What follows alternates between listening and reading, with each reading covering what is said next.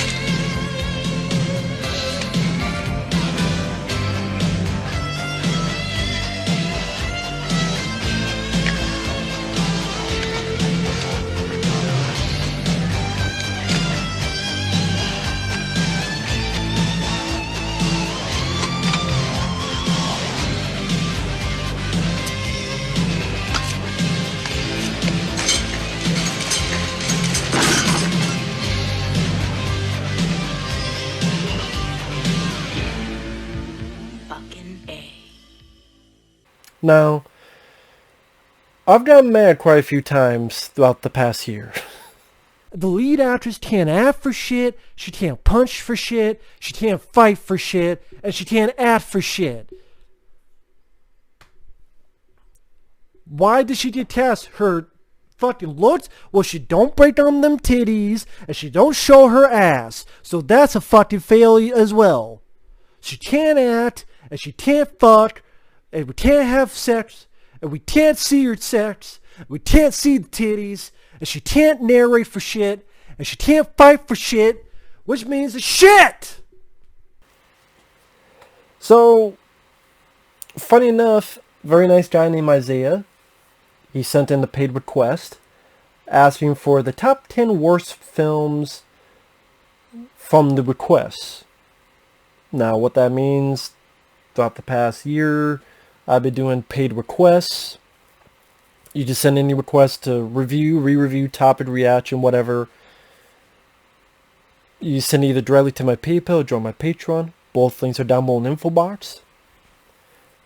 And again, he's wondering what movies, like a top 10, like the worst movies I've seen. I just tell you the worst, request-wise, the top 10 I've seen that were the worst.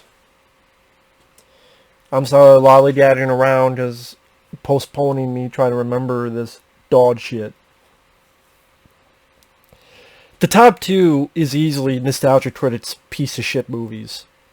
To Boldly Flee being number 1 and Uncanny Valley being number 2. Nostalgia Critic, YouTube personality, went through this whole shebang a bit of time before. Didn't really lead to much of anything in the long run. But he reviews movies as a character. I could never get into him, his humor, his branch of humor. But hey, he's more successful than me. And he's obviously doing something right. I'm a nobody. I can admit that. I already know that. And that's fine. I still thought his movie sucked. And the 2 movies I've seen of his fucking sucked. And To Boldly Flee I put number 1 because it's 3.5 fucking hours long. For some reason, you want to make a film and you make it 3.5 hours long with you and your buddies fucking around in a 3.5 hour jerk-off session. A 3.5 long masturbation session. I don't even want to masturbate for 3.5 hours because your dick starts chafing and you start having fucking sores. Then you can't fucking do anything for a few weeks. That ain't fucking fun. You move around, you feel like you got a dick in your ass. How you know? How I know? Because I know this hurts. Ah! And if I put a nail through, nail don't like it. The nail screams at me, fuck off, Matt. And then I gotta take the nail, I gotta throw it away. It's like, don't throw it away, bitch. Then I take the nail and I put it on a cover. I gotta wait for it until it stops being pissed at me for a couple more fucking days. So instead I use a little screw. Nice and easy going. And he says, thank you, sir. May I have another? I'm like, no. I got no more fucking screws, so screw off and piss off and fuck you. Just like, fuck this fucking movie. Fuck this 3.5 fucking long goddamn jerk-off session. Just nostalgia created. Fucking love Star Trek 3. But I don't need to see you referencing it 18 fucking times. Greg, you're making me think of better movies than your piece of shit with your terrible fucking humor. And by the way, if you're wondering, all these films I'm talking about, I have reviewed on the channel. They're still on the channel. To bully flee, yeah, your soul will fucking flee away from your fucking body if you watch that fucking movie. Just like Uncanny Valley. Number 2. That's 2 hours and 13 minutes. And it's like a anthology. I remember the last story. Well, okay, the first story was about a video game character coming out of a game. He's a barbarian, but he does all this stupid shit that to me isn't even that clever or funny when you're trying to comment on, oh, he's from a video game world. Maybe it just...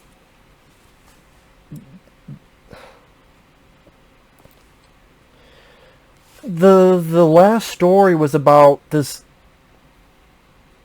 I don't know what they were trying to do, because usually these movies are meant to be comedies, but that last story in Uncanny Valley wasn't really a funny story. It became almost like a lecture about reviewing and respecting review. I don't even remember what the fuck they were talking about and what the fuck they meant. You should feel free to help me out on that. It just, but those are the worst, because I'm like, these motherfuckers, they get so much money, so much fame, so much power. I'm fucking jealous. I can admit that. I may not have much of the talent they do, but based on those movies, they don't have that much fucking talent either. So we're in the same boat. 50-50 even then. So, but that's just my opinion. If you like nostalgia crit, that's cool. But his 2 films I've seen, To Bully Flee, which is 3.5 hours long, a pain, and Uncanny Valley. Have they not heard like an hour 15 minute movie, hour and 20 minute movie that make it over 2 or 3 or... The third film of this list, Fateful Findings. If you don't know what that is, that features the director who acted in the film, one of the worst fucking actors in existence. There's the fateful scene where his buddy committed suicide. He didn't, but he thinks he did. He's like, oh my god, you are dead. How could you be dead? How could you kill yourself? And a plot that doesn't know where the fuck it's going, from government conspiracies to being able to teleport to at the end being in front of a shitty green screen, apparently doing a press conference, and somehow his people believe his bullshit about conspiracies and going to save the country and the world. Don't even try to help out explain what the fuck was going on in that movie. Terrible production value, some of the most awful acting you'll ever see. I don't know how much I won't go into these movies because I've already talked about it. But he did ask for a list. So, To Bully Flee, Uncanny Valley, Fateful Findings. I didn't put Nemesis 5 as number 4. Number 1, the fact that there's a 5th fucking Nemesis film. There's a lot of movies.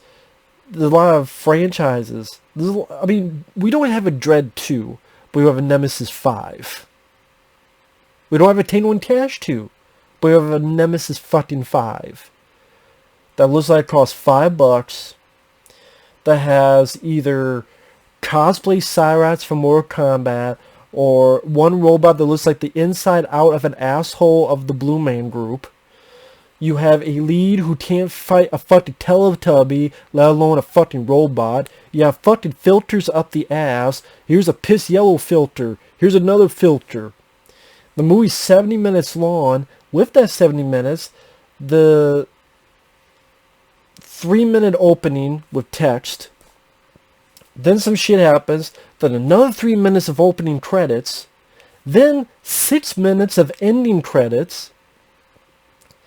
Like, you have so little of shit in an hour and 10 minute movie that 6 is end credits and 3 are opening text and 3 are another opening credits. So and then there's shots of just montages and filler that go nowhere. This movie could be fucking 30 minutes long if you take out all the shit and also the filler shit. And you have, again, a lead who can't act and who can't fight. I have seen people in heavy mascot suits try to fight, and they're fucking better than this bitch.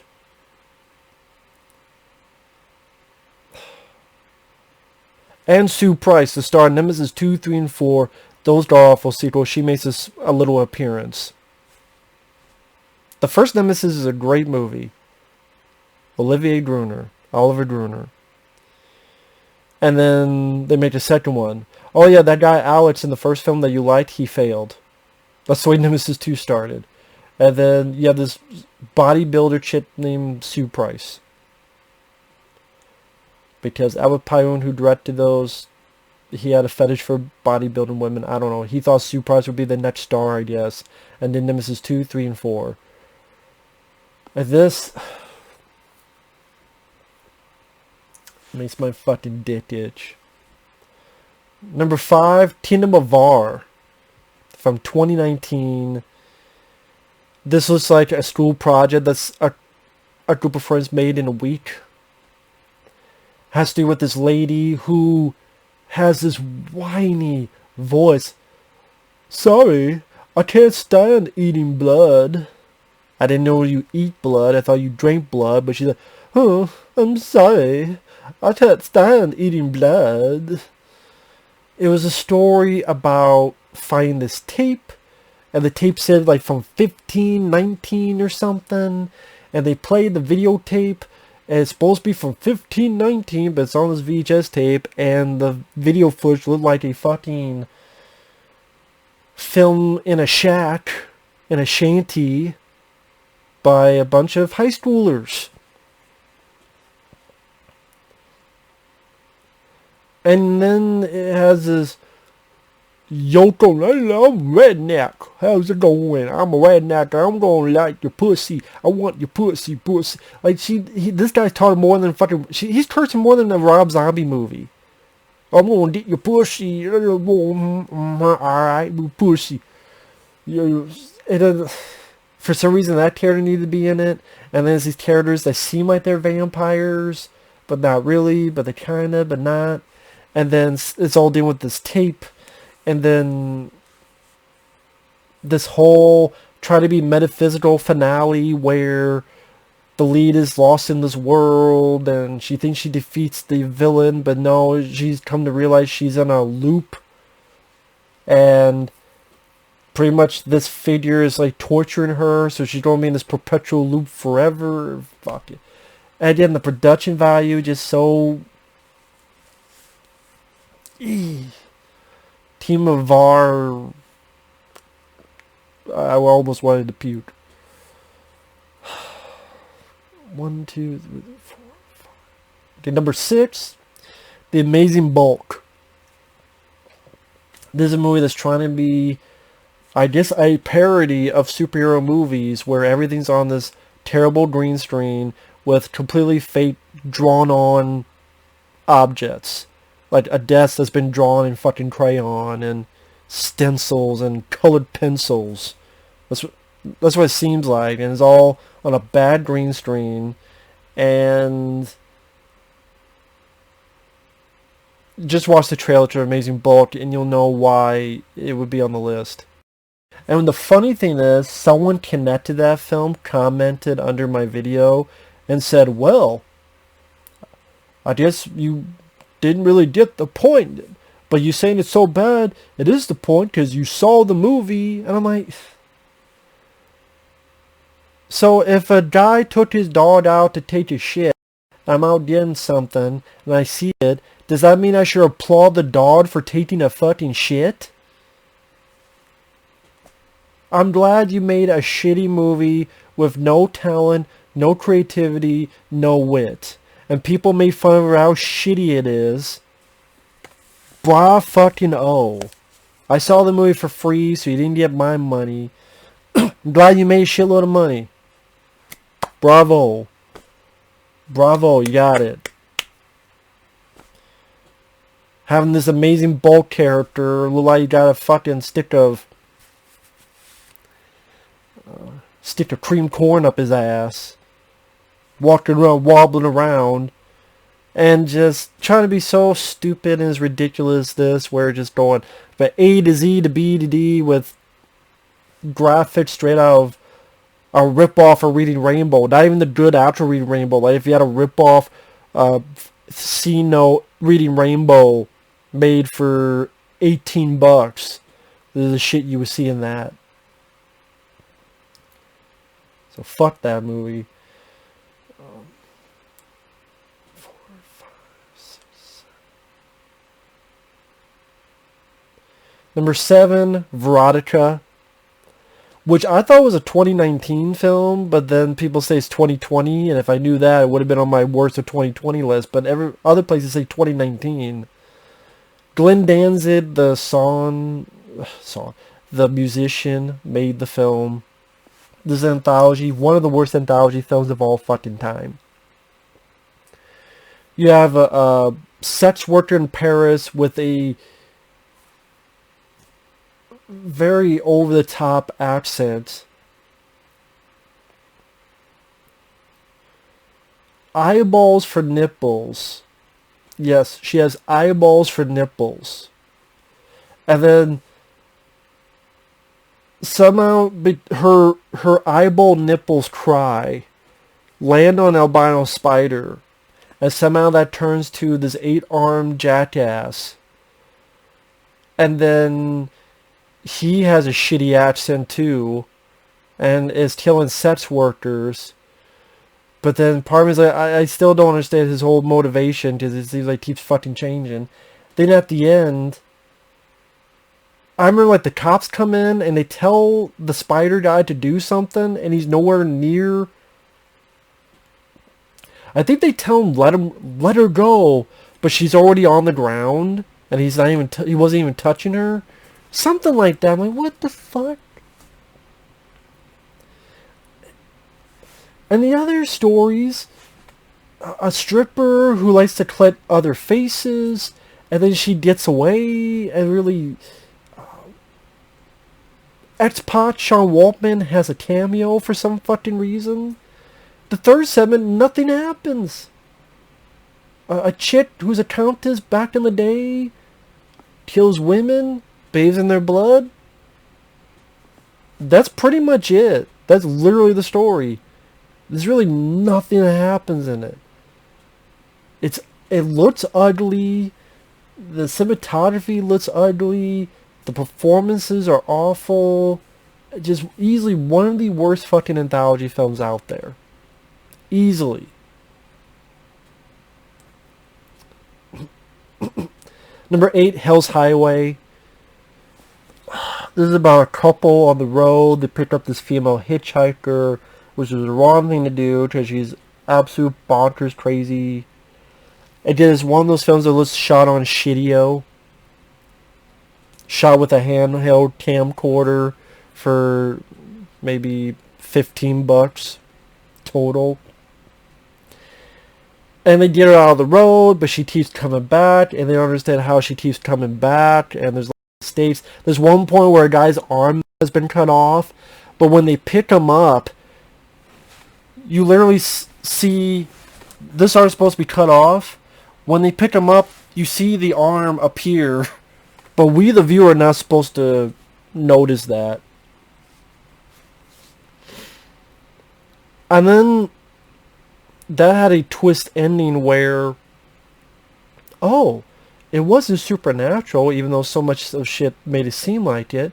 It was a cloning experiment, and this hitchhiker there's like 4 or 5 clones. And then they killed the rest of the clones, grab the lead chick, bring her to this facility. Then I guess they don't clone her, But then the shit that they thought was dead comes back.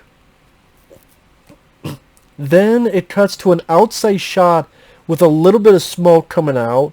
Then it cuts to a random road with a bunch of crosses. And then the end.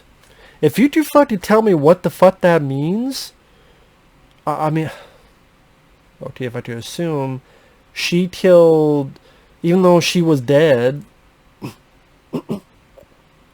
maybe, whatever, I guess she killed the lead girl and the scientist off screen, and somehow that made a fire, which looked like the type of fire you would get from opening a fucking bag of popcorn that got fucking scorched. And then the fact cuts to like a random row with like random crosses. I guess that's supposed to be artistic for everybody died, I guess.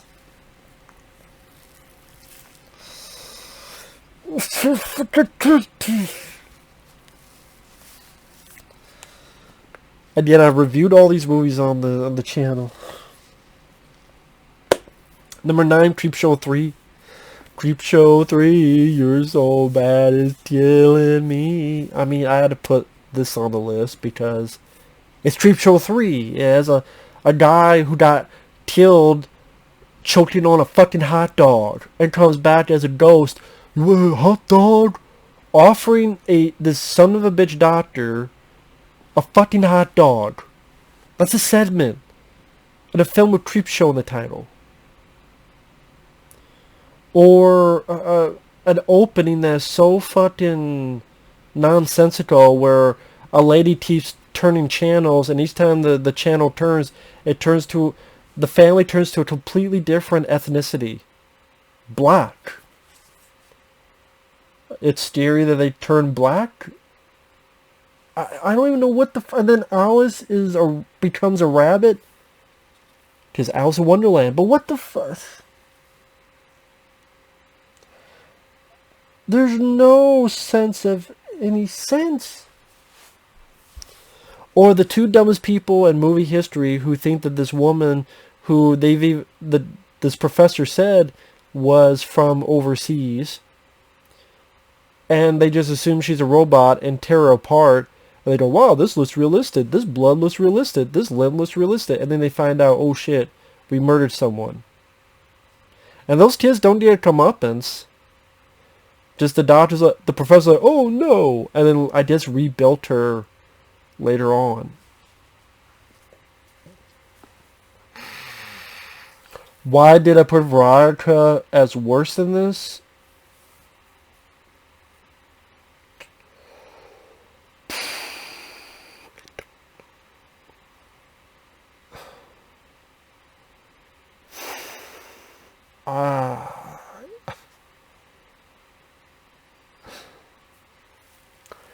I would say because it has more stories, at least in a weird way, it goes by a faster pace than Veronica, which only has 3 stories. But Creepshow 3 has more stories, and while each of them suck, at least the stories aren't too long for you to suffer through. And I don't remember Creepshow 3 having too many annoying filters compared to Veronica. Like, the way Veronica looked was just more annoying to me than, say, Creepshow 3. As superficial as those reasons are, there's really that close. Number 10, Disaster Movie. Disaster Movie where there's a fucking song at the end where I'm fucking Iron Man.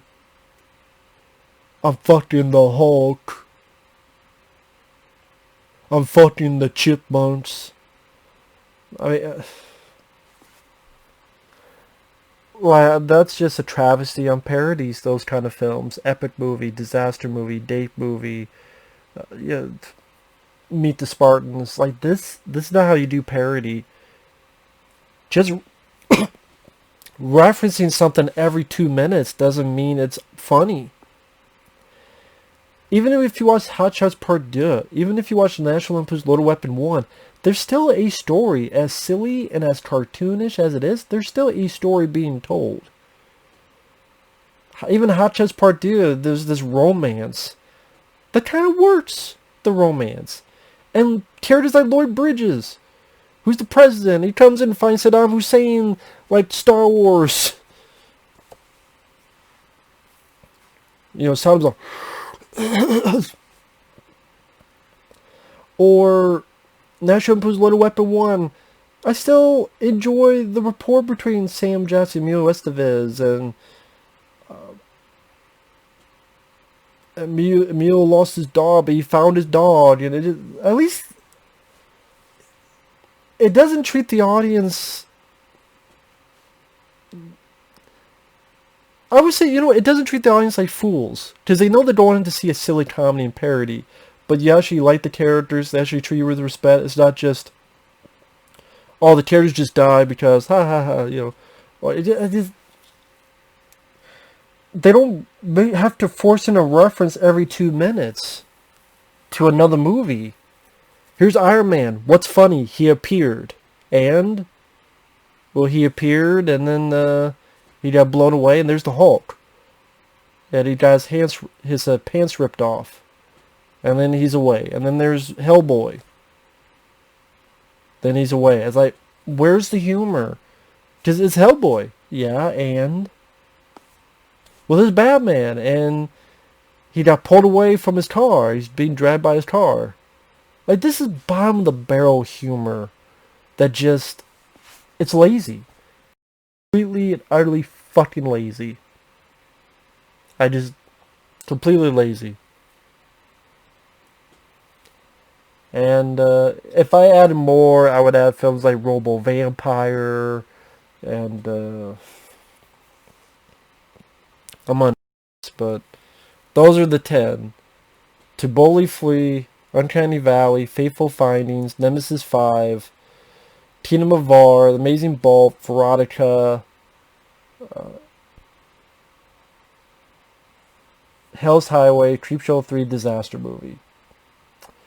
If there's more, K-12 would be on there, Robo Vampire would be on there, but these, I'd have put at the 10.